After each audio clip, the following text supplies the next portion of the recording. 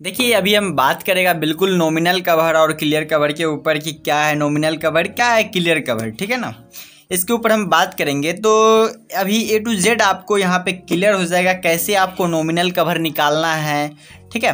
तो देखिए आप यहाँ पे ये जो दिया हुआ है डायग्राम, ये कैसा एक पिलर का कटिंग क्रॉस सेक्शन दिख रहा है, ठीक है ना, कटिंग पार्ट दिख रहा है ना। अगर कोई भी पिलर है, हाँ पिलर होता है ना, तो इसको अगर आप कटिंग कर दे ऊपर से तो कैसा ऐसा ही ना दिखेगा कि यहाँ पे सरिया लगा हुआ है, यहाँ तक कंक्रीटिंग किया गया है, दिखेगा या नहीं। तो यहाँ पे हम देखने वाले हैं कि क्या है यहाँ पे नॉमिनल कवर। तो देखिए यहाँ पे आपका चार मान लीजिए कि ये लॉन्गिट्यूडनल वार लगा हुआ है, सरिया लगा हुआ है, ठीक है। और ये जो डिस्टेंस है कुछ हम एक्स्ट्रा करके जो कास्ट करते हैं इसको हम बोलते हैं नॉमिनल कवर, इसको हम नॉमिनल कवर बोल देते हैं, ठीक है। और ये आपका लॉन्गिट्यूडनल बार हो गया है,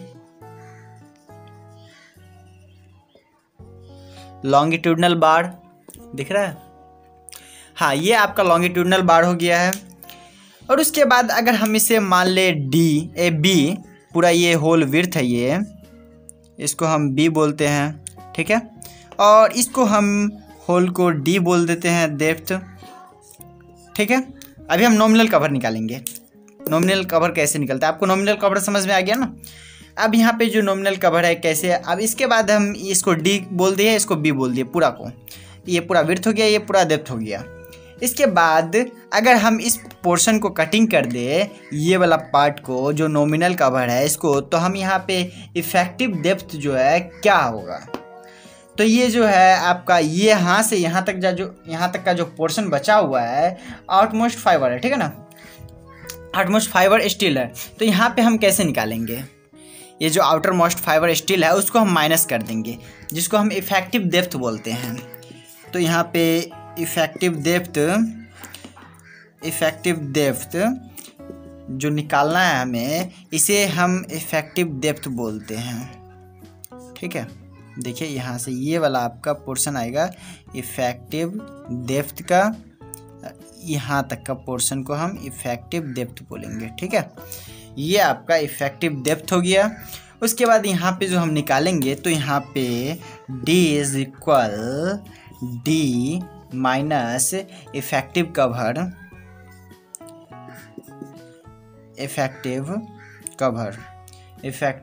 डी, ठीक है ना।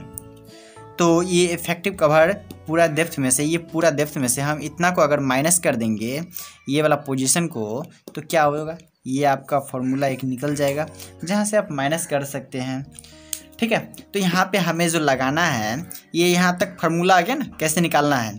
इसके बाद हमें कैसे कैसे एक नॉर्मल जो हर एक जगह पे ज़्यादातर हम यूज करते हैं, ठीक है, वैसे ये कंडीशन के हिसाब से डिपेंड करता है। फिर भी हम एक मान लीजिए कि जहाँ पे अगर हम बीम के लिए लगा रहे हैं, ठीक है ना, एक मिनिमम कंडीशन में अगर हम मान लीजिए बीम के लिए लगा रहे हैं, बीम के लिए लगाएंगे तो बीम के लिए हम कितना देंगे, तो यहाँ पे 25 mm मिनिमम जो लगाना है, ठीक है ना, वो मिनिमम हम लिख रहे हैं, मिनिमम कवर ये आपको देना ही होगा 25 mm, ठीक है, ये बीम के लिए। उसके बाद फिर कॉलम के लिए दिख रहा है, कॉलम के लिए जो हमें लगाना है ये 40 mm लगाना है। उसके बाद आता है स्लैब के लिए, स्लैब के लिए हमें कितना लगाना है, तो स्लैब के लिए हमें लगाना है 20 mm, ये मिनिमम है, इससे कम हम नहीं लगा सकते हैं, ठीक है ना। ये जो आपको हमने लिखा रहा है इससे कम आपको नहीं लगाना है। उसके बाद फिर फुटिंग के लिए जो लगाना है ये 50 mm लगाना है, इससे आप ज़्यादा लगाएंगे, इससे कम नहीं लगाना है। ये आपका कुछ बेसिक रहा जहाँ पे हर एक जगह यूज करना है। ये कंडीशन टू कंडीशन ये वैरी करता है, ठीक है ना, तो ये कंडीशन के हिसाब से ये पड़ता है। फिर भी अगर आप जहाँ पे इंजीनियर नहीं है वहाँ पे ये जो लगाना है मिनिमम कवर, वो आपको बीम के लिए लगाना है 25 mm, कॉलम के लगाना है 40 mm, स्लैब के लिए लगाना है 20 mm, फुटिंग के लिए लगाना है 50 mm, ठीक है। तो ये कुछ बेसिक रहा, कैसा लगा ये इन्फॉर्मेशन बिल्कुल अच्छा लगा होगा। तो चलिए फिर मिलते हैं नेक्स्ट वीडियो में, तब तक के लिए टाटा बाय बाय।